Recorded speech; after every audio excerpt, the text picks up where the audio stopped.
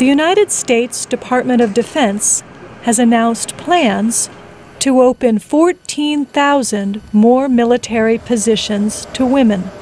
Lieutenant Megan Donnelly is one of the 770 women on the aircraft carrier USS Abraham Lincoln.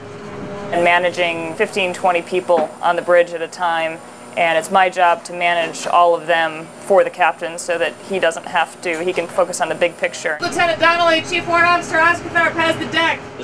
Lieutenant Donnelly studied at the United States Naval Academy.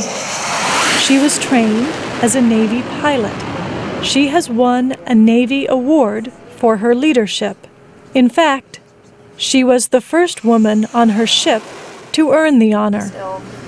Lieutenant Nicole Rosales is the ship's only female doctor. She likes the Navy. Not only did they pay for my medical school, but they offered me the opportunity to serve on an aircraft carrier and to serve in various different hospitals throughout the United States.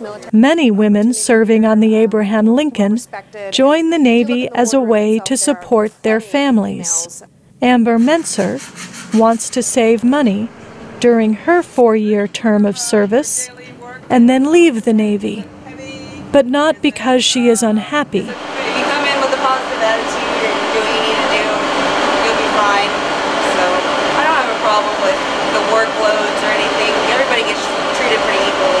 Ingrid Pimentel plans to stay in the Navy. I am going to stay in the Navy, making a career out of it. I've been in for about 8 months now, so I'm trying to make a career out of it so far. I like it. I'm Kelly Nuxall.